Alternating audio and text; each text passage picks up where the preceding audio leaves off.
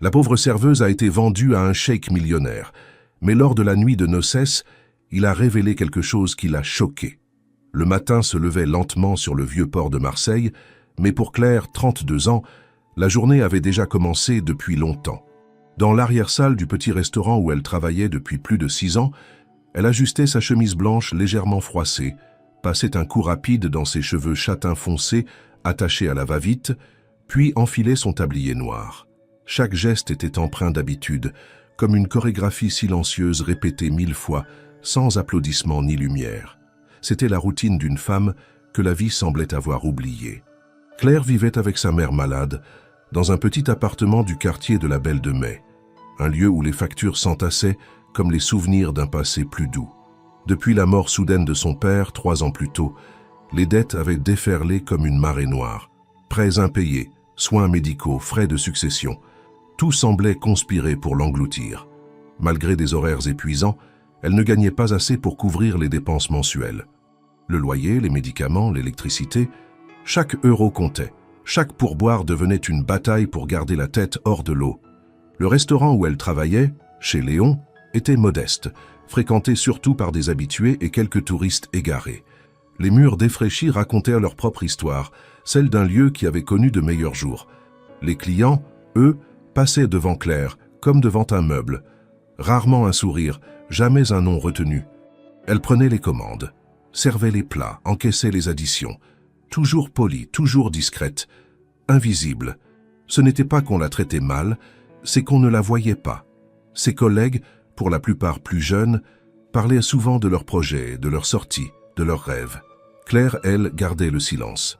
Son monde se résumait à des allers-retours entre la salle du restaurant et l'appartement étouffant où sa mère passait la majorité de ses journées clouée au lit. L'hôpital public avait réduit les visites à domicile. Désormais, c'était Claire qui administrait les médicaments, nettoyait les plaies, cuisinait, lavait, veillait.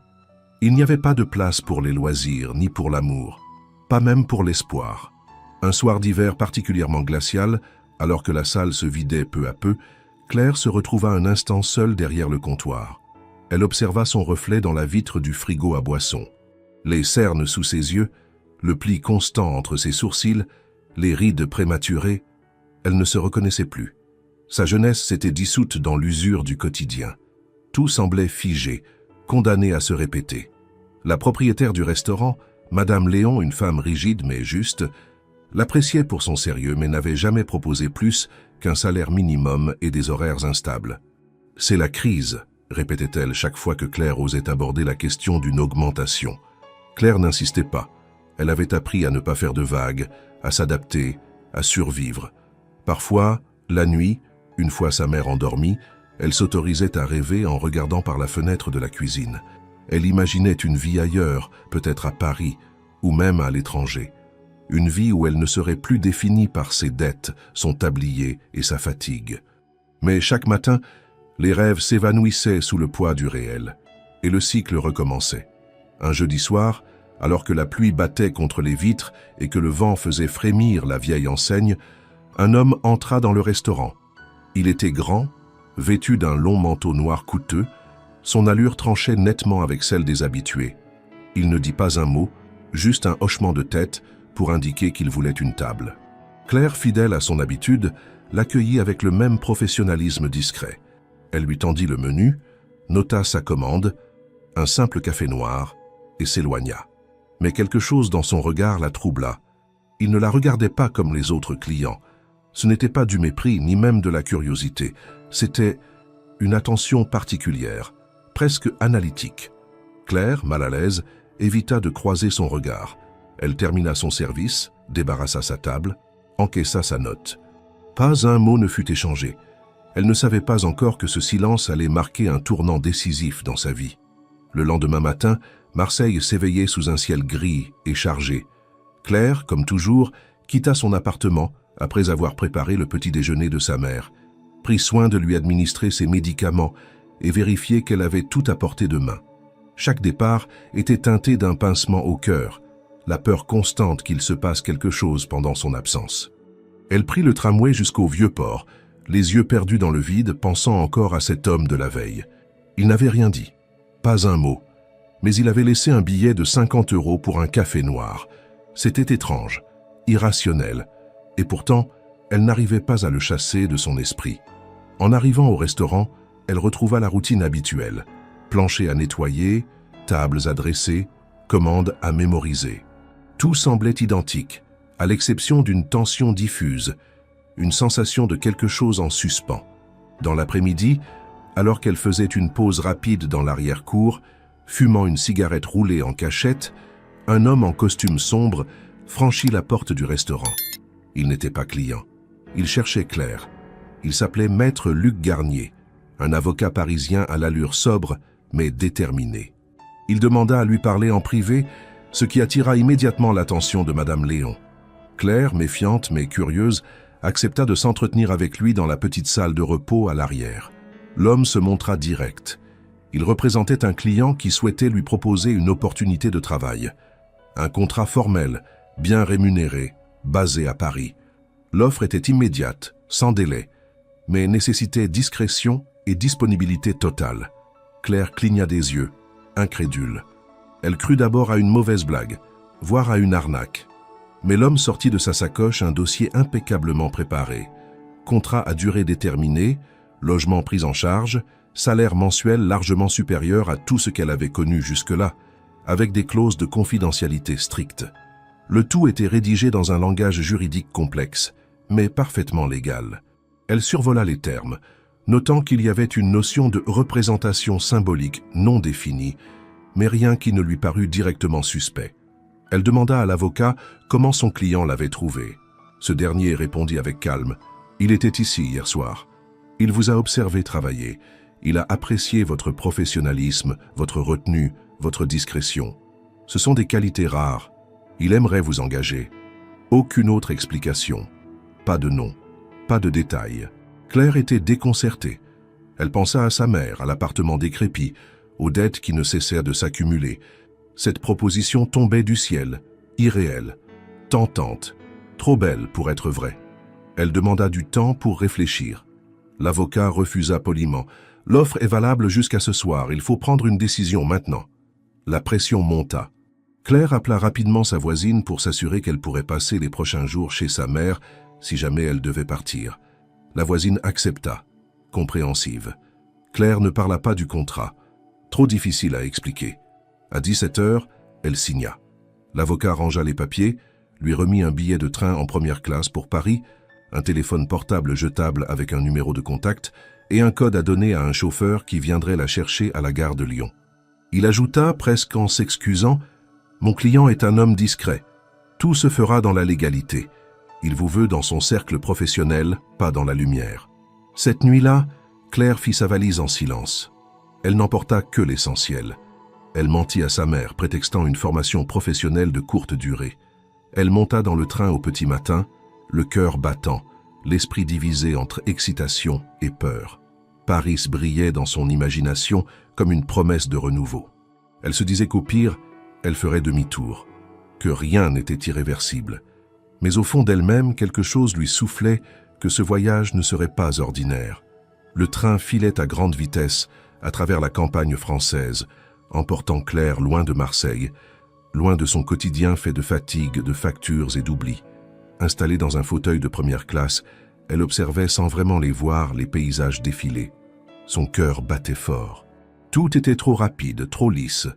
Ce n'était pas un simple changement de travail, c'était un saut dans l'inconnu, un choix irréversible qu'elle avait fait sans comprendre tous les termes, tous les enjeux.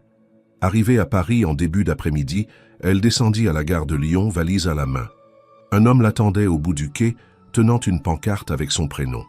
Il ne dit presque rien, se contentant de la saluer avec courtoisie avant de lui ouvrir la porte d'une voiture noire aux vitres teintées. Claire monta, intimidée. La voiture s'éloigna aussitôt, s'enfonçant dans le cœur de la capitale avant de filer vers les abords verdoyants de l'ouest parisien. Le trajet dura près d'1 heure. Peu à peu, les rues bruyantes et serrées laissèrent place à des avenues larges, bordées d'arbres centenaires et de portails majestueux. Enfin, ils franchirent une grille automatique en fer forgé.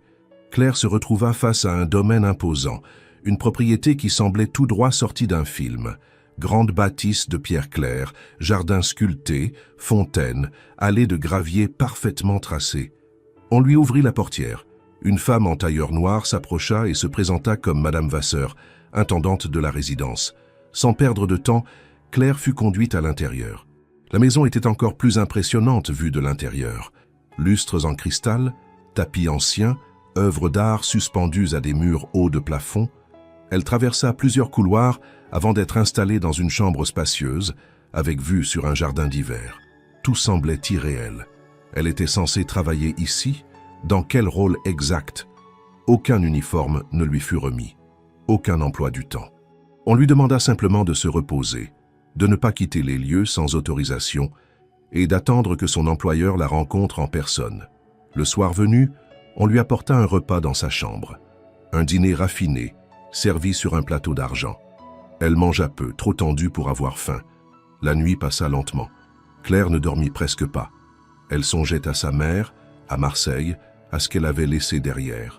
Le lendemain, personne ne vint la voir. Pas de nouvelles du mystérieux employeur.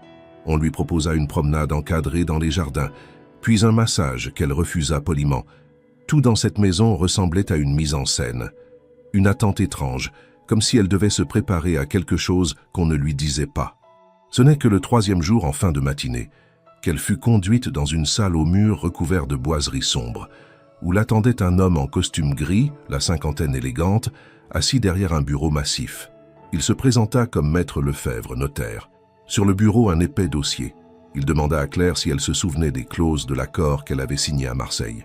Elle répondit qu'elle avait lu les grandes lignes et qu'elle comprenait qu'un emploi à Paris était proposé en échange d'un engagement de confidentialité et de disponibilité. Le notaire hocha lentement la tête. Puis, d'une voix calme, il énonça les termes réels du contrat. Claire avait accepté, sans en comprendre la portée, une alliance symbolique avec le client en question. Ce dernier s'appelait Malik Al-Rachid, un homme d'affaires originaire du Golfe, basé entre Paris, Londres et Dubaï. Récemment divorcé, il cherchait à conclure une union contractuelle avec une citoyenne française, afin de remplir des exigences spécifiques imposées par un conseil d'administration international. L'accord avait été rédigé selon une formule juridique rare, mais reconnue, et enregistré dans un consulat étranger à Paris. Claire resta figée. Elle crut mal comprendre. Le notaire poursuivit.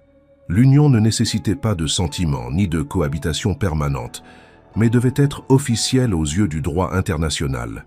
En échange, elle bénéficierait de protection, d'un salaire considérable et d'une clause de confidentialité absolue. Tout cela était déjà activé.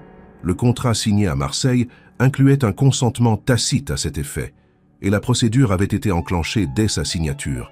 Claire bondit de sa chaise. Ce n'était pas possible. On ne pouvait pas vendre une personne ainsi, même sous couvert de légalité. Le notaire, imperturbable, lui tendit une copie du contrat, soulignant les passages clés. Elle lut, atterrée. Les termes étaient ambigus, volontairement flous, mais laissaient effectivement place à cette interprétation. Elle se sentait piégée. Quand elle demanda à voir ce fameux Malik Al-Rachid, on lui répondit qu'il viendrait en personne le lendemain. D'ici là, elle devait rester dans la résidence. Son téléphone personnel fut temporairement désactivé pour raison de sécurité, selon Madame Vasseur. Toute tentative de quitter les lieux serait considérée comme une rupture unilatérale du contrat, entraînant des pénalités financières. Ce soir-là, Claire resta seule dans sa chambre, les documents étalés devant elle. Elle n'avait plus aucun doute. Elle était prisonnière d'un accord qu'elle n'avait jamais pleinement compris. Le lendemain matin, un silence glacial régnait dans la résidence. Claire s'éveilla après une nuit quasi blanche, l'esprit tourmenté par les révélations de la veille. Elle se leva, se vêtit simplement et tenta, une fois de plus, de demander des explications à Madame Vasseur. L'intendante resta vague, répétant que M. Al-Rachid arriverait bientôt et que tout serait éclairci. Claire ne savait plus à qui faire confiance. Elle se sentait seule, entourée de visages bienveillants mais muets, comme si tout le monde participait à une pièce dont elle ne connaissait pas le script. En fin d'après-midi, une voiture aux vitres teintées pénétra lentement dans l'allée. Claire, postée à la fenêtre, le vit pour la première fois. Grand, sûr de lui, vêtu d'un costume impeccable, Malik Al-Rachid descendit du véhicule. Il marcha d'un pas mesuré jusqu'à l'entrée principale, saluant brièvement le personnel. Quelques instants plus tard, on vint chercher Claire. Elle entra dans le grand salon où il l'attendait, debout près de la cheminée éteinte.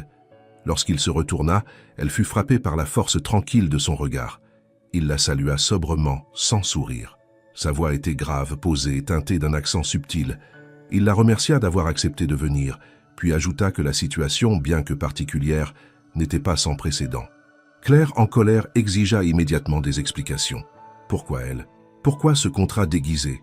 Pourquoi cette mascarade? Malik ne s'emporta pas. Il expliqua méthodiquement que leur union symbolique était un instrument stratégique, qu'il ne recherchait ni amour ni romance, mais une entente juridique, que dans certains pays où il avait des participations majeures, il lui fallait impérativement un lien conjugal reconnu dans l'Union européenne pour éviter une taxe sur les transferts de capitaux. Le contrat signé à Marseille l'y autorisait, dans les marges du droit international privé. Claire écoutait, sidérée. C'était froid, cynique. Elle lui rappela qu'elle n'avait jamais donné son accord pour un mariage. Qu'il répondit calmement qu'elle avait signé un document qui, selon les lois enregistrées auprès du consulat de son pays, pouvait être interprété comme tel. Elle demanda l'annulation. Malik fut catégorique. Une rupture anticipée engagerait une clause de dédommagement chiffrée à plusieurs millions d'euros. Le contrat stipulait que durant 1 an, elle était tenue de respecter les engagements de l'union symbolique. La panique s'empara d'elle. Elle était coincée. Il n'y avait ni barreau ni chaîne, mais elle n'était pas libre. Malik, voyant son désarroi, ajouta qu'elle ne serait jamais maltraitée ni contrainte à rien. Son rôle était formel, limité à quelques apparitions officielles, et le reste du temps, elle aurait droit à la tranquillité et au confort. Mais elle ne pouvait ni partir ni communiquer avec l'extérieur sans autorisation. Ce soir-là, elle fut conduite dans une pièce entièrement décorée de blanc, ornée de roses blanches et de voilages fins. 2 témoins et un officier d'état civil d'un consulat étranger les attendaient. Claire, engourdie, fut priée de se changer. Une robe ivoire lui fut présentée, simple mais d'un raffinement évident. Elle refusa d'abord, mais une employée la supplia doucement « Si vous ne coopérez pas, le contrat vous fera plus de mal encore. » Résignée, elle enfila la robe. Le mariage se déroula dans un silence presque irréel. Aucun baiser, aucun échange de vœux, seulement des signatures, des cachets, une poignée de main. Malik, toujours calme, ne montrait aucune hostilité, seulement une froideur administrative. Lorsque la cérémonie fut terminée, il s'éclipsa immédiatement, laissant Claire seule au centre de la pièce, figée comme une statue. Elle resta debout un long moment, incapable de bouger. Tout s'était enchaîné si vite. Quelques jours auparavant, elle était encore serveuse à Marseille, se battant pour survivre. Désormais, elle était la femme d'un milliardaire qu'elle ne connaissait pas, enfermée dans une cage dorée, liée par un document qu'elle n'avait jamais compris. La nuit venue, elle s'allongea dans le lit qu'on lui avait assigné dans une aile de la maison. Elle regarda le plafond, les larmes coulant silencieusement sur ses joues. Ce n'était pas un conte de fées, c'était une prise d'otage légale. Et elle ne savait pas encore comment s'en sortir.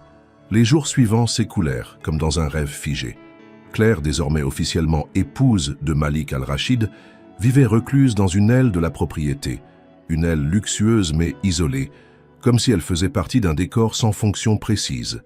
Le personnel de la maison, bien que toujours poli, semblait évitant, comme s'il avait reçu l'ordre tacite de ne pas trop interagir avec elle. Personne ne lui posait de questions. Personne ne lui répondait vraiment. Et plus le silence durait, plus elle sentait le piège se refermer. Elle tenta à plusieurs reprises d'obtenir des informations sur son mari, sur ses affaires, sur les raisons profondes de cet arrangement absurde. Mais chaque tentative se heurtait à un mur. Les domestiques répondaient par des sourires vides ou détournèrent la conversation. Seule Madame Vasseur, l'intendante, lui adressait parfois quelques mots cordiaux, toujours avec cette distance professionnelle qui trahissait un malaise non dit. Un après-midi, alors qu'elle marchait seule dans le jardin d'hiver, Claire surprit une conversation étouffée derrière une porte légèrement entr'ouverte. 2 membres du personnel parlaient à voix basse, visiblement inquiets. Elle reconnut le nom de Malik, associé à des termes comme « dossier disparu » et « intervention à Genève ». Mais lorsqu'elle s'approcha pour entendre davantage, la porte fut brusquement refermée. Une domestique surgit, s'excusant faussement de sa présence et l'invitant à regagner sa chambre. Ce fut le premier indice concret qu'il y avait quelque chose à découvrir, quelque chose que l'on s'efforçait de lui cacher. La nuit, le silence pesait encore plus lourdement. Le domaine, si grand, devenait une prison insonorisée. Les couloirs s'étiraient dans une obscurité feutrée, les portes fermées à clé, les fenêtres verrouillées. Une fois, en se levant pour boire de l'eau, Claire crut entendre des voix étouffées venant du rez-de-chaussée. Elle descendit discrètement. Des mots en arabe, un ton tendu, un éclat de voix vite réprimé. Lorsqu'elle atteignit le couloir principal, tout était redevenu silencieux. Claire comprenait peu à peu que cette maison n'était pas simplement un lieu de résidence. C'était un centre névralgique, peut-être même un lieu de négociation discrète. Malik lui-même était rarement présent, souvent en déplacement selon ce qu'on lui disait, mais elle ne savait jamais où ni pourquoi. Lorsqu'il apparaissait brièvement, il évitait les longs échanges. Il posait quelques questions formelles sur son confort, sa santé, ses besoins matériels, mais ne cherchait jamais de conversation personnelle. Pour lui, elle n'était qu'une pièce d'un échiquier stratégique. Un matin, un jeune homme blond aux traits sérieux entra dans la salle de lecture où Claire s'était réfugiée. Il se présenta comme Jérôme, assistant logistique et coordinateur du personnel français. Contrairement aux autres, il semblait sincère, presque inquiet pour elle. Il lui glissa discrètement une feuille sur laquelle il avait écrit « Vous êtes plus que ce que vous croyez. Soyez prudente. Je peux vous aider. » Claire, méfiante, hésita d'abord à lui répondre. Mais au fil des jours, elle comprit que Jérôme en savait plus qu'il ne le montrait. Il avait remarqué son isolement, ses tentatives de comprendre ce qui se passait, et il détestait visiblement la manière dont elle était traitée. Leur complicité naissante se construisit dans le silence des regards échangés et de quelques phrases volées au détour des couloirs. Jérôme lui confirma ce qu'elle soupçonnait. Des documents importants étaient conservés dans le bureau privé de Malik, toujours fermé à clé. Il ajouta que d'autres femmes, par le passé, avaient été hébergées brièvement dans la résidence, sans que leur rôle ne soit jamais expliqué au personnel. Une nuit, en se levant pour ouvrir une fenêtre dans sa chambre, Claire aperçut depuis l'étage une voiture noire qui arrivait discrètement. 2 hommes en descendirent, portant des mallettes. Ils furent reçus par Malik lui-même, dans le salon du fond. La rencontre dura moins de 20 minutes, puis les visiteurs repartirent, aussi silencieusement qu'ils étaient venus. Le lendemain, Jérôme lui confirma qu'il avait entendu parler d'un transfert de documents confidentiels et que le coffre du bureau de Malik avait été utilisé. Claire commença alors à consigner tout ce qu'elle observait. Les heures de visite, les trajets de Malik, les bribes de conversation. Elle tenait un petit carnet, dissimulé dans un double fond de sa table de nuit.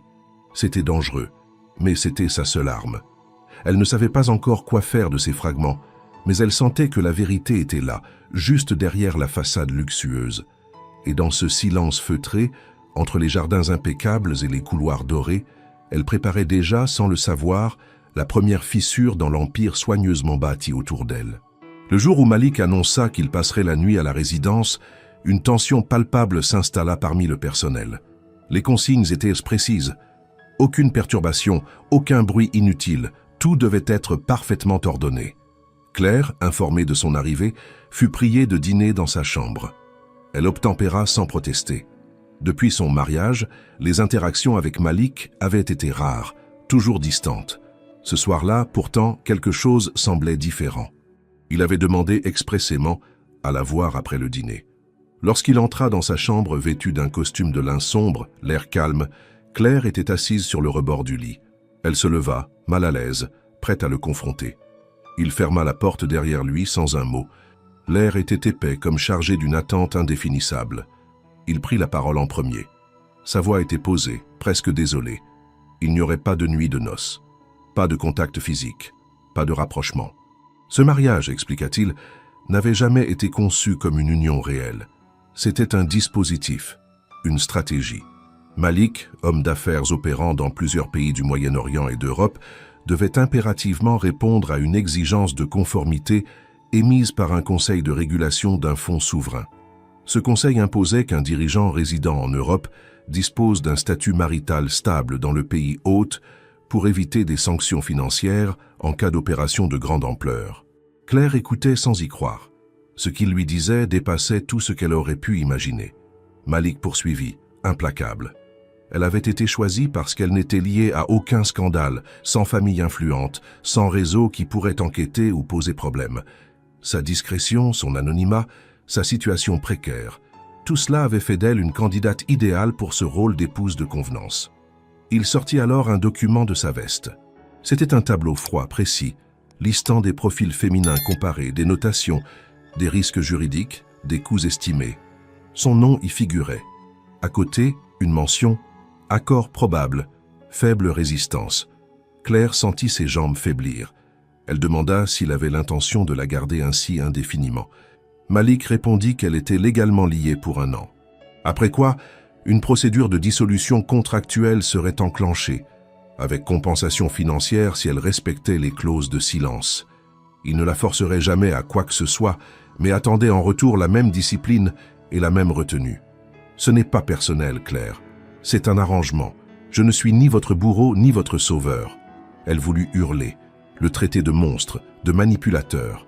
Mais elle comprit qu'aucune de ces accusations ne l'atteindrait. Il ne fonctionnait pas sur ces registres. Il agissait dans un monde où les émotions n'étaient que des variables secondaires. Elle lui demanda alors pourquoi il lui disait tout cela maintenant. Il répondit qu'il avait une dette de transparence envers elle et qu'il préférait qu'elle connaisse la vérité plutôt que de se perdre en espoir ou soupçons stériles. Avant de partir, il ajouta que tout ce qu'il avait fait était légal. Limite, certes, mais légal. Et que s'il avait voulu l'acheter ou la briser, il aurait pu le faire bien plus brutalement. Il avait choisi l'option la plus propre, selon lui. Claire resta seule. Les mots résonnaient dans sa tête comme un écho creux. Elle comprit alors, avec une clarté brutale, qu'elle n'était pas une épouse, ni une femme protégée, ni une complice. Elle était une variable dans un plan financier, une silhouette insérée dans un puzzle économique qui la dépassait totalement. Elle s'allongea dans le lit sans éteindre la lumière. Le regard fixé au plafond, elle revit les derniers mois. Le restaurant à Marseille, l'avocat, le train, la propriété, le faux mariage. Et maintenant, cette vérité nue, glaciale. Elle ne pleura pas. Pas cette fois. Une forme de lucidité nouvelle montait en elle. Ce qu'elle vivait était une mascarade juridique. Mais elle n'avait pas dit son dernier mot. Pas encore. Les jours qui suivirent la révélation de Malik furent les plus longs de la vie de Claire. Tout avait été dit, posé sur la table avec la froideur méthodique d'un contrat de fusion. Elle n'était pas aimée, ni choisie, seulement calculée. Et désormais, chaque coin du manoir semblait lui rappeler ce statut humiliant. Les rideaux de soie, les tapis orientaux, les couverts en argent, tout brillait d'un luxe sinistrement oppressant. Elle n'était pas une invitée, encore moins une épouse. Elle était une caution humaine dans un arrangement fiscal de plusieurs centaines de millions d'euros. Elle tenta d'annuler le contrat. Immédiatement, elle demanda à parler à un avocat ou même à contacter la police. Mais Madame Vasseur, toujours aussi calme, lui répondit avec un mélange de fermeté et de compassion feinte « Vous pouvez, bien entendu, mais cela activerait automatiquement la clause de rupture. Vous seriez tenu de rembourser les frais contractuels, ce qui représente plusieurs millions d'euros, selon les estimations du cabinet Lefebvre. » Claire demanda à voir ces montants, les justifications. On lui répondit que tous les documents avaient été validés et qu'ils figuraient dans l'annexe juridique remise à la signature, celle qu'elle n'avait jamais eu le temps, ni les moyens, de lire en détail. Les journées passaient dans une routine désespérante. Claire pouvait se promener librement à l'intérieur de la propriété, utiliser la bibliothèque, les jardins, même la piscine, mais toute communication extérieure était filtrée. Ses messages étaient lus, ses appels écoutés. L'accès à Internet était restreint, verrouillé derrière un pare-feu impossible à contourner. Chaque tentative d'envoyer un courriel ou de rechercher des informations juridiques sur le contrat se soldait par un échec. Le système avait été pensé dans ses moindres détails. Malik, de son côté, n'était presque jamais là. Il voyageait constamment, et ses apparitions se réduisaient à des instructions brèves, parfois un dîner protocolaire, toujours sans émotion. Paradoxalement, son absence rendait les choses plus dures encore. Il était l'architecte de cette prison et pourtant, il n'était jamais là pour en voir les effets. Seule une présence constante devenait une encre dans ce vide. Jérôme. Le coordinateur français, discret mais observateur, passait de plus en plus souvent par son aile du manoir. Il venait sous prétexte de vérifier le linge, d'apporter des livres ou de faire passer des informations logistiques. Mais très vite, un dialogue codé s'installa entre eux. Des questions banales, aux réponses légèrement modifiées, permettèrent de dire l'essentiel sans alarmer les systèmes d'écoute. Claire comprit que Jérôme la croyait sincèrement piégée et qu'il détestait profondément ce que Malik faisait. Un soir, ils réussirent à parler seuls, brièvement, dans la serre. Claire lui demanda s'il connaissait un moyen légal de sortir de cette situation. Jérôme, d'abord réticent, finit par avouer qu'il avait vu passer certains documents suspects liés au contrat, annexes non traduites, clauses bancaires enregistrées dans des juridictions opaques, signatures douteuses.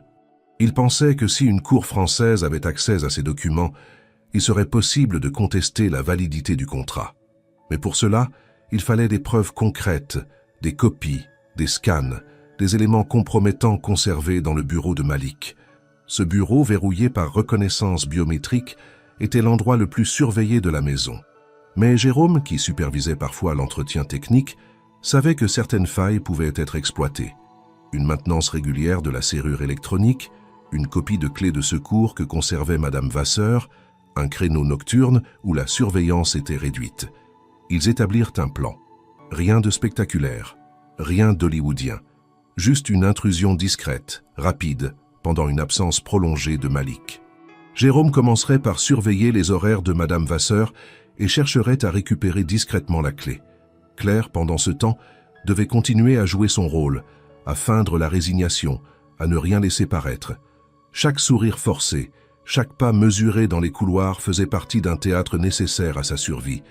La rage, elle, bouillait en silence sous la surface. Claire n'était pas une victime docile, plus maintenant. Elle était prête à tout risquer, non seulement pour se libérer, mais aussi pour exposer ce que Malik avait construit, un réseau cynique d'alliances contractuelles exploitant la légalité pour mieux contourner l'éthique. Et elle savait, au fond d'elle, qu'elle n'était sans doute pas la première femme à être prise dans cette mécanique. Ce qu'elle ignorait encore, c'est que les documents enfermés dans ce bureau ne concernaient pas seulement son propre contrat. Ils contenaient bien plus. Et ce qu'elle découvrirait bientôt ferait vaciller tout l'empire de Malik al-Rachid. Les jours suivants furent consacrés à une discrète préparation. Claire et Jérôme, sans jamais se parler ouvertement plus de quelques secondes, s'échangeaient des informations sous forme de notes dissimulées dans des livres, de phrases anodines ponctuées de mots-clés ou de simples gestes. Un langage silencieux, conçu dans l'urgence, perfectionné par la peur. Jérôme avait réussi à repérer le moment idéal. Un jeudi soir, Malik serait à Genève pour une conférence de 3 jours et Madame Vasseur dînerait en ville avec des représentants d'une société de sécurité privée. Le bureau serait vide, mais les risques restaient énormes. Jérôme parvint à subtiliser la clé de secours rangée dans une petite boîte verrouillée dans le vestiaire du personnel. Un double qu'il restituerait dès le lendemain pour éviter toute suspicion. Il expliqua à Claire que la serrure biométrique pouvait être désactivée manuellement pendant exactement 12 minutes après activation de la clé de secours, un délai conçu pour la maintenance technique. C'était une brèche, une faille qu'il devait exploiter sans erreur. La nuit convenue, Claire attendit dans sa chambre, habillée de noir, le cœur battant. À 23 heures, Jérôme vint discrètement frapper à sa porte. Ensemble, sans un mot, ils traversèrent le couloir principal, s'enfonçant dans les ailes moins fréquentées du manoir.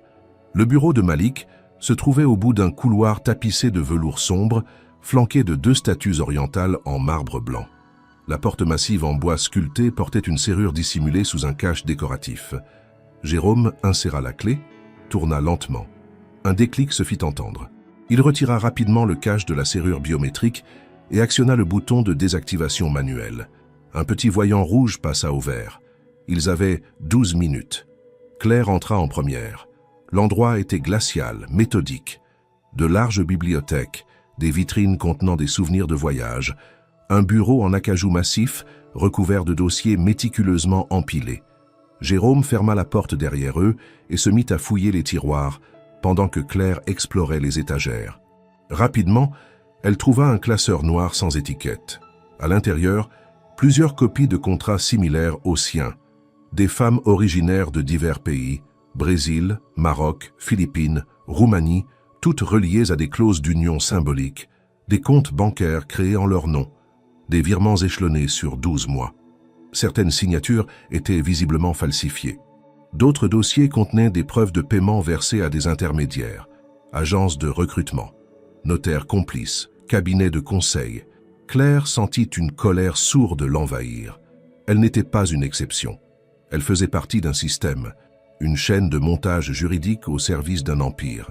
Jérôme, de son côté, trouva un disque dur externe rangé dans un coffret dissimulé sous un faux tiroir. Il n'y avait pas le temps de le copier. Ils le prirent, décidés à le remettre à un avocat indépendant dès le lendemain. Avant de quitter la pièce, Claire tomba sur un dossier marqué « France Consolidation Fiscale 2025 ». Elle l'ouvrit en vitesse. Un tableau présentait une stratégie d'optimisation agressive des flux financiers via des épouses satellites, un terme glacial, clinique. Elle arracha les pages les plus compromettantes, les dissimula sous sa chemise et referma le dossier. Ils sortirent du bureau à temps. 12 minutes pile.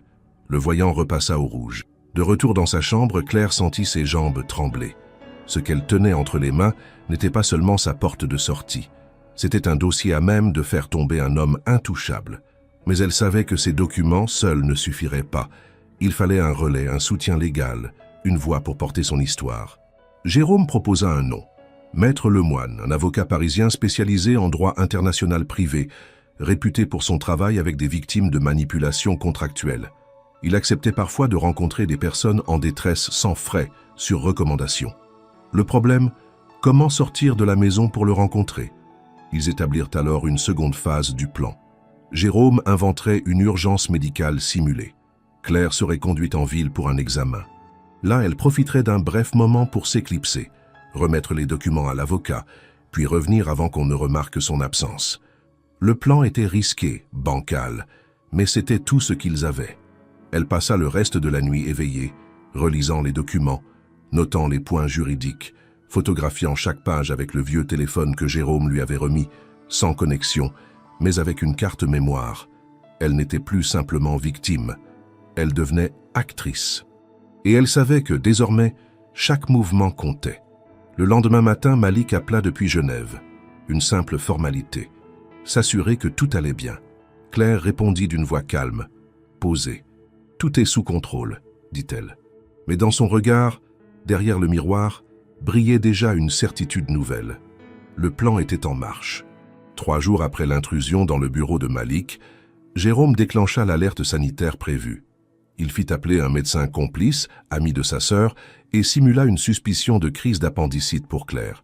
Tout avait été minutieusement préparé. Le médecin devait confirmer l'urgence d'un examen clinique en ville, rédiger une recommandation de transfert immédiat et garantir un créneau de liberté d'au moins 45 minutes. Jérôme accompagna Claire, jouant le rôle de coordinateur inquiet et zélé.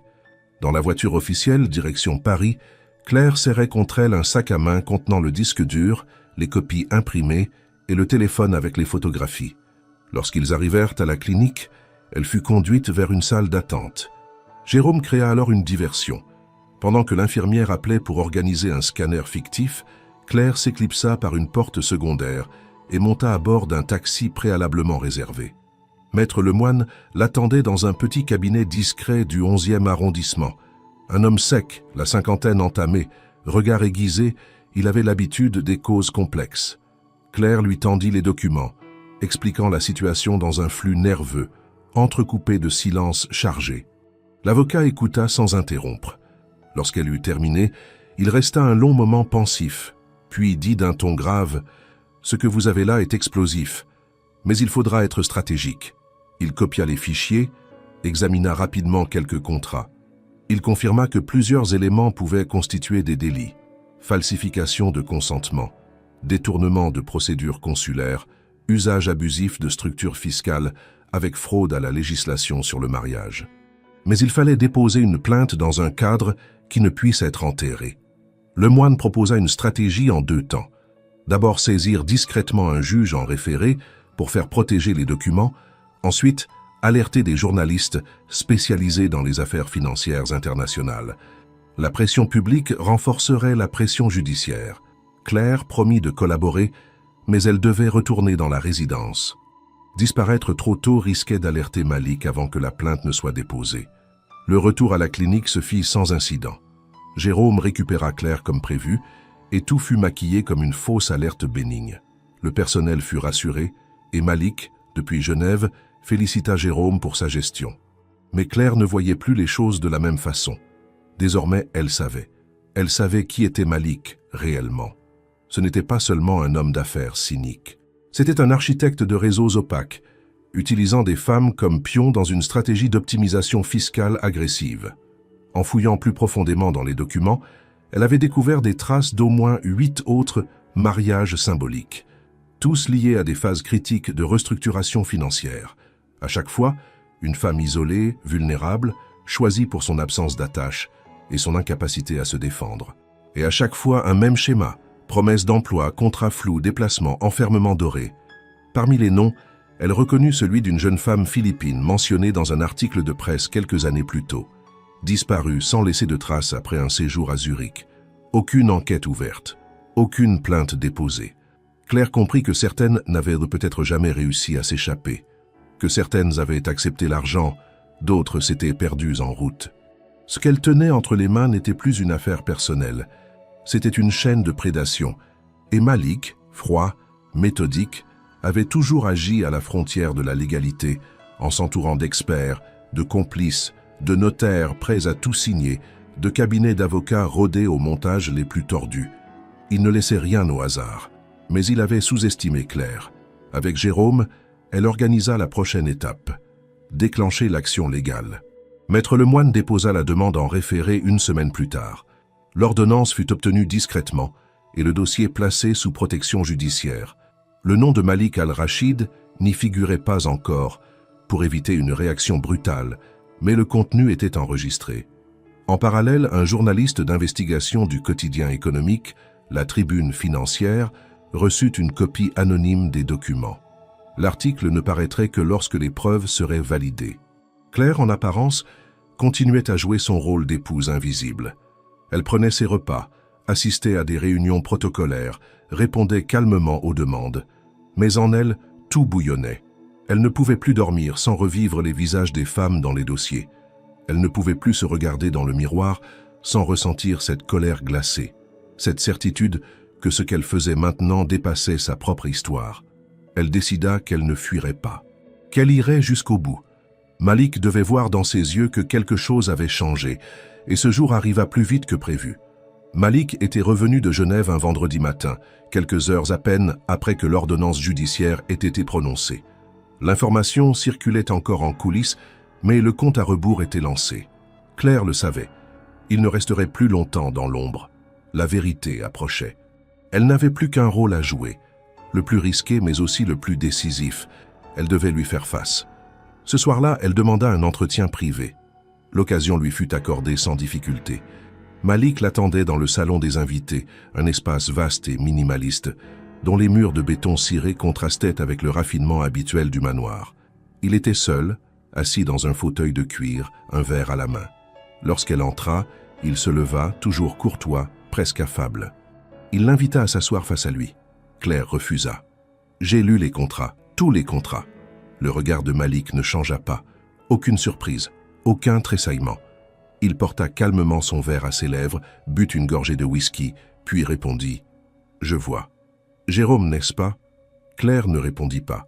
Elle sortit les copies de documents qu'elle avait soigneusement sélectionnés, les jeta sur la table basse. Des mariages symboliques avec des femmes vulnérables, orchestrés à travers des juridictions offshore, détournement de procédures consulaires, complicité de notaires, faux documents d'état civil. Tout est là. Malik observa les feuilles sans les toucher, puis il leva les yeux vers elle. « Vous avez bien travaillé. Je vous avais sous-estimé. » Cette phrase, prononcée avec calme, résonna comme une gifle. « Vous n'avez aucune émotion? Aucune conscience? Vous avez instrumentalisé des femmes comme si elles étaient des structures de défiscalisation. J'ai agi dans les limites du droit, Claire, dans les interstices du système. Ce n'est pas illégal de connaître la loi mieux que les autres. C'est une compétence. Ce que vous avez fait, c'est du trafic juridique d'êtres humains. » Il haussa légèrement les épaules. « Les mots sont des armes. Le droit ne reconnaît que les faits, pas les émotions. Si vous portez plainte, il faudra le prouver. Devant un tribunal, avec des preuves solides, des avocats compétents. Et surtout, il faudra survivre à la tempête médiatique que cela déclenchera. C'est déjà fait. Le dossier est entre les mains d'un juge. Un journaliste prépare un article. Vous ne contrôlez plus rien. Pour la première fois, le masque de Malik sembla vaciller. Il se pencha en avant, posa lentement son verre. Alors vous êtes plus dangereuse que je ne le croyais. Mais vous n'avez aucune idée de ce que cela implique. Vous allez déclencher une guerre, Claire. Les avocats, les associés, les gouvernements. Ce que vous appelez justice n'est qu'un théâtre. Et dans ce théâtre, je suis metteur en scène depuis 20 ans. Et moi, je suis le personnage qui brise le 4e mur. Elle tourna les talons, le laissant seul dans le silence du salon. Le lendemain matin, les premiers échos de l'affaire firent surface. Une dépêche de presse anonyme mentionnait un dossier judiciaire visant une personnalité étrangère impliquée dans des montages matrimoniaux frauduleux. L'article complet serait publié sous 24 heures. Malik convoqua ses avocats dans l'urgence. Des mails circulaient déjà entre ses conseillers, ses partenaires, ses actionnaires. Des questions commençaient à émerger. Les agences de régulation demandaient des clarifications sur certaines déclarations fiscales. Des journalistes commençaient à sonder les services consulaires de plusieurs pays. La structure soigneusement bâtie sur des années montrait ses premières fissures. Claire, elle, était prête. Avec Maître Lemoine, elle déposa officiellement sa plainte. Jérôme, quant à lui, accepta de témoigner. 2 autres anciens employés de Malik firent de même. Et puis, sans que personne ne s'y attende, une femme d'origine brésilienne contacta le cabinet d'avocats. Elle affirmait avoir vécu exactement la même situation à Lisbonne 2 ans plus tôt, puis une autre femme depuis Bucarest. L'effet domino était lancé. Le parquet de Paris ouvrit une enquête préliminaire. La presse s'enflamma. Mariage fictif et milliards d'euros. L'empire du silence de Malik Al-Rachid vacille, titra un grand quotidien. Claire, jusque-là protégée par l'anonymat, accepta de donner une interview télévisée à visage découvert. Le choc fut immense. Son calme, sa précision, son récit froidement structuré provoquèrent une onde de sympathie inédite dans l'opinion publique. On ne parlait plus de fiscalité, mais d'êtres humains utilisés comme outils. Malik, jusque-là indéboulonnable, vit ses comptes gelés temporairement en Europe. Plusieurs investisseurs suspendirent leur partenariat. Certains de ses avocats rompirent discrètement les liens. L'effet fut immédiat. Il ne pouvait plus nier. Et pourtant, il ne renonça pas. Pas encore. Le jour de la diffusion du reportage télévisé marqua un tournant irréversible. À 20 heures précises, sur l'une des plus grandes chaînes nationales, le visage de Claire apparut, calme, déterminé, les mains jointes sur ses genoux. En arrière-plan, les extraits des contrats, les schémas d'organisation, les témoignages de femmes anonymisées, les commentaires de juristes spécialisés. Le ton était grave, méthodique, indiscutable. Ce n'était pas un scandale sentimental. C'était une mécanique internationale de manipulation juridique dont Malik Al-Rachid était le cerveau invisible. Dans les 24 heures suivantes, les réactions fusèrent. Des dizaines de messages affluèrent sur les réseaux sociaux, dans les boîtes mail des journalistes au cabinet de Maître Lemoine. D'autres femmes, d'autres récits. Certaines avaient accepté de l'argent contre leur silence. D'autres n'avaient jamais compris ce qui leur était réellement arrivé. Une majorité avait été recrutée via des agences obscures, prétendument spécialisées dans le placement de personnel international. Le schéma était toujours le même. Promesse d'un emploi, contrat ambigu, isolement, mariage symbolique enregistré dans un consulat, puis effacement. Face à la pression médiatique, l'État français fut contraint de réagir. Le ministère de la Justice annonça l'ouverture d'une instruction judiciaire pour escroquerie internationale en bande organisée, trafic d'influence, faux et usage de faux, et abus de faiblesse à des fins patrimoniales. Le parquet national financier se saisit du dossier. Une cellule spécialisée fut formée pour recouper les informations issues de plusieurs pays partenaires. Malik, jusque-là distant, disparut complètement de la circulation. Ni ses avocats, ni ses associés ne répondirent aux demandes de la presse. Le manoir de la région parisienne fut mis sous surveillance. Les comptes de plusieurs sociétés offshore furent gelés en Suisse, à Dubaï, au Luxembourg. Des perquisitions eurent lieu dans des bureaux de représentation à Londres et à Casablanca. La structure de confiance s'effondrait. L'édifice, conçu pour durer, n'avait pas résisté à la lumière. Pendant ce temps, Claire était placée sous protection. Le parquet estima qu'elle pouvait être la cible d'intimidation ou de représailles. Jérôme également fut protégé. Plusieurs témoins venus de l'étranger furent auditionnés à distance, avec l'aide d'interprètes et d'organisations de défense des droits humains. Une ONG française, spécialisée dans la lutte contre l'exploitation administrative des femmes migrantes, offrit son soutien logistique et psychologique à Claire et aux autres victimes identifiées.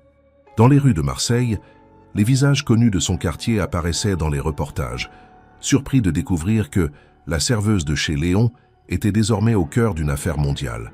Sa mère, hospitalisée dans un établissement plus adapté grâce à l'aide de l'ONG, suivait les actualités avec fierté mêlée d'inquiétude. Claire ne regrettait rien.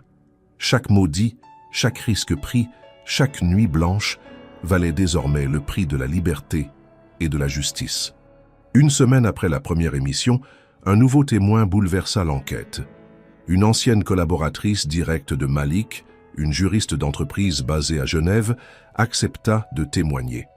Elle affirma que Malik avait bâti tout son réseau sur les failles juridiques laissées par les traités de non-double imposition, exploitant la reconnaissance administrative des unions pour établir des passerelles fiscales entre sociétés. Son témoignage permit de remonter à un cabinet de conseil londonien ayant participé à la validation de plusieurs dossiers matrimoniaux. L'affaire devint un sujet de débat parlementaire. Des élus demandèrent des réformes du droit consulaire, un encadrement strict des mariages internationaux et la création d'un observatoire des fraudes contractuelles à but fiscal.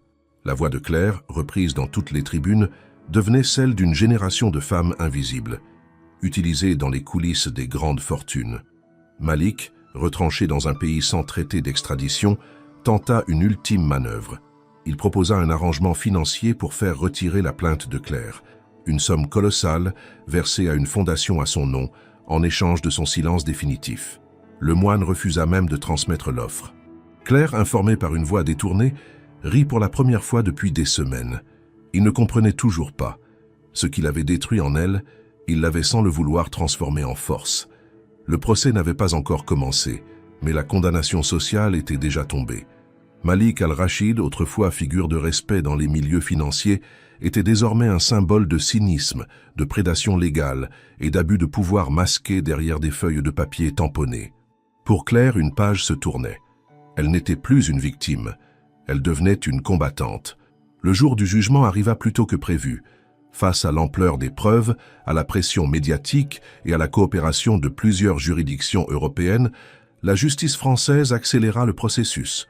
Le tribunal de Paris déclara l'union contractuelle entre Claire et Malik nulle et non avenue, sur la base d'un vice de consentement manifeste aggravé par un abus de situation de vulnérabilité. La décision fut rendue publiquement, en présence de représentants de plusieurs ambassades et d'observateurs d'organisations de défense des droits humains.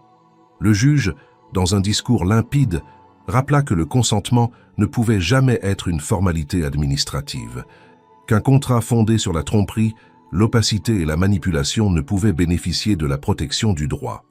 Malik, bien qu'absent physiquement, fut reconnu coupable de fraude contractuelle, usage abusif de structures juridiques et exploitation de personnes à des fins patrimoniales.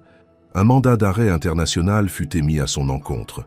Ses avoirs, ses sociétés écrans, ses liens bancaires furent saisis ou gelés dans plusieurs pays coopérants. Pour Claire, ce fut à la fois une délivrance et une confirmation. Elle n'avait pas rêvé. Elle n'était pas folle. Ce qu'elle avait vécu n'était pas une exagération, ni une zone grise.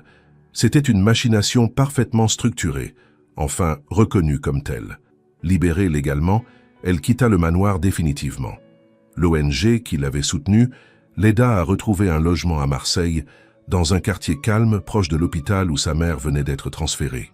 Pour la première fois depuis des années, Claire pouvait respirer sans peur, dormir sans guetter chaque bruit, manger sans calculer les conséquences. Le monde extérieur, si longtemps perçu comme une menace, devenait à nouveau un espace possible. Mais la liberté ne fut pas seulement juridique, elle fut aussi existentielle. Claire refusa l'idée de reprendre sa vie comme si rien ne s'était passé. Trop de choses avaient changé, trop de personnes l'avaient rejointe dans son combat. Elle se sentit responsable, investie. Ce qu'elle avait vécu, d'autres continuaient à le vivre, ailleurs, dans d'autres formes, d'autres systèmes.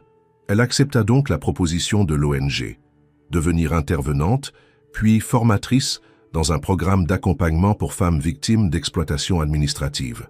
Elle suivit des modules de droit simplifié, de gestion de dossiers, d'assistance psychologique. Rapidement, elle devint une figure centrale du dispositif.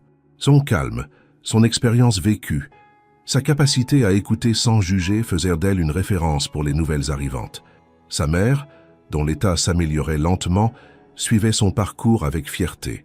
Claire lui lisait les articles qui paraissaient régulièrement dans la presse, des mises à jour sur les suites de l'affaire Malik, des tribunes demandant des réformes, des témoignages d'autres victimes.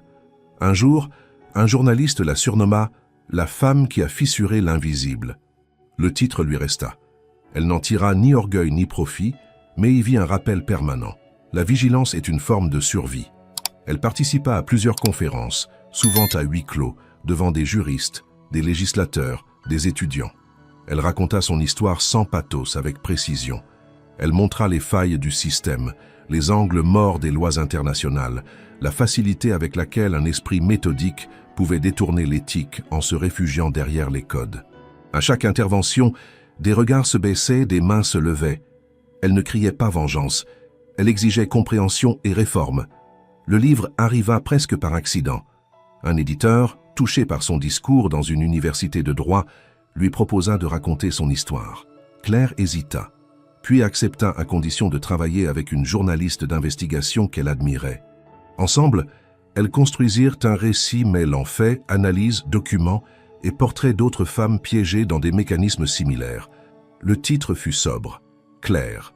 Il sortit 6 mois après le verdict. Les ventes dépassèrent toutes les prévisions. Il fut traduit en plusieurs langues. Mais le succès ne la détourna jamais de l'essentiel. Chaque jour, Claire continuait de recevoir des messages. Des femmes racontant leur histoire. Des proches cherchant à comprendre ce qu'avait vécu une sœur, une fille, une amie. Des étudiantes en droit demandant conseil. Des ONG proposant des partenariats. Claire répondait à toutes, lentement, humainement. L'ultime reconnaissance vint d'un lieu inattendu, le Sénat français.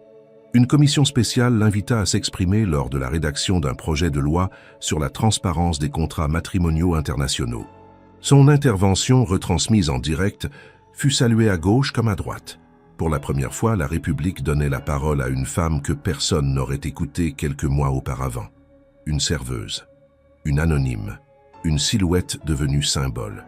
Ce soir-là, en rentrant chez elle, Claire alluma une bougie sur le rebord de sa fenêtre, non par superstition, mais pour se souvenir du froid du manoir, du silence des couloirs, de la peur et de la lumière qu'elle avait fini par rallumer. Non pour elle seule, mais pour toutes celles qui viendraient après. 1 an s'était écoulé depuis que Claire avait franchi les portes du manoir pour la dernière fois. 1 an depuis que son nom, son histoire, sa voix avaient éclaté dans l'espace public comme une fissure dans la surface lisse d'un monde impénétrable. Depuis, rien n'avait été simple, mais tout avait changé. Elle vivait désormais dans un appartement modeste, lumineux, au dernier étage d'un petit immeuble de Marseille. Sa mère, dont la santé s'était stabilisée, habitait non loin, suivie par une équipe médicale bienveillante. Claire l'aidait encore, mais ne vivait plus dans le sacrifice constant. Elle s'était réapproprié son temps, son corps, ses désirs. Chaque matin, elle buvait son café en silence, non plus dans l'attente d'un miracle ou dans la peur d'un piège, mais comme un acte simple de présence à soi. Ce qui avait commencé comme une tragédie personnelle avait lentement muté en mission collective. Claire n'était plus seulement une survivante. Elle était devenue une figure de lutte. Non par posture, mais par nécessité. On venait à elle pour comprendre, pour apprendre, pour changer. Elle avait appris à parler dans des salles pleines de regards attentifs, à répondre aux journalistes sans se perdre dans leurs récits, à naviguer dans les codes politiques sans céder à leurs pièges. Elle était restée elle-même, droite, claire, insoumise. Sa collaboration avec l'ONG s'était approfondie. Ensemble, ils avaient lancé un programme inédit de prévention et de détection des contrats abusifs à l'international. Ils formaient des assistantes sociales, des avocats, des médiateurs. Ils sensibilisaient les consulats, les ambassades, les centres de recrutement. Le nom du projet Clé Claire, une référence à ce qu'elle avait ouvert, mais aussi à ce qu'elle voulait protéger. La clé contre l'invisible. Le livre, lui, avait continué à vivre sa vie. utilisé dans des cours de droit, cité dans des articles académiques, adapté même en pièces de théâtre par une troupe féminine indépendante. Claire n'en tirait aucun profit personnel. Tous les bénéfices étaient reversés à un fonds de soutien pour femmes piégées par des montages contractuels ou économiques illégitimes. Elle se rendait parfois dans les représentations. Assise au dernier rang, elle écoutait d'autres voix porter la sienne, d'autres corps rejouer son silence devenu cri. Un jour, elle fut invitée à intervenir devant le Conseil de l'Europe. Elle prit l'avion pour Strasbourg, seule, emportant dans sa valise une copie du contrat qu'elle avait signé sans le comprendre, et une photo d'elle dans le restaurant où tout avait commencé. Sur place, elle parla avec la même sobriété qu'à la télévision, sans effet de manche. Elle expliqua comment le droit détourné était devenu une arme contre les faibles, comment le silence institutionnel permettait la répétition, et comment une seule voix soutenue pouvait provoquer une onde capable de traverser les murs les plus épais. Sa prise de parole fit l'effet d'un électrochoc. Plusieurs pays engagèrent des audits sur les procédures de reconnaissance des unions symboliques. La France, quant à elle, adopta un amendement rendant obligatoire une double vérification des contrats matrimoniaux impliquant des parties étrangères dans des montages à implication fiscale. Une victoire discrète, mais puissante. Mais ce dont Claire était le plus fière n'était pas législatif, c'était humain. Elle avait vu un matin une jeune femme d'origine algérienne, victime d'un montage similaire à Dubaï, venir jusqu'à elle dans un centre d'accueil à Lyon. Elle l'avait reconnue tout de suite. Pas son visage, mais son regard. Ce mélange de peur, de honte et de résistance rentrée. Elle s'était reprise dans les bras sans un mot. Et Claire avait su que sa lutte avait du sens. Elle avait vu aussi une avocate autrefois silencieuse monter à la tribune d'un colloque pour dénoncer la complicité passive de certains cabinets dans ce type de pratique. Elle avait vu des étudiantes organiser des conférences pour comprendre comment les lois peuvent devenir des outils d'oppression quand elles sont déconnectées de la réalité sociale. Et elle avait vu, chez elle, dans le miroir, une femme réconciliée avec elle-même, une femme debout, une femme entière. Un soir, alors qu'elle marchait sur le Vieux-Port, respirant l'air salé de sa ville natale, elle croisa par hasard un ancien collègue du restaurant. Il l'interpella, étonné. « Claire, c'est toi ?» Elle sourit, répondit simplement. « Oui, c'est moi. » Il ne posa pas de questions. Il avait vu les journaux. Il savait. Il lui dit qu'elle avait fait quelque chose de grand. Elle répondit « Je n'ai fait que dire non et ne plus me taire. » Elle continua son chemin, seule mais forte. Et au loin, dans la lumière dorée du soir, Marseille semblait l'accueillir comme une ville qui reconnaît enfin l'une des siennes.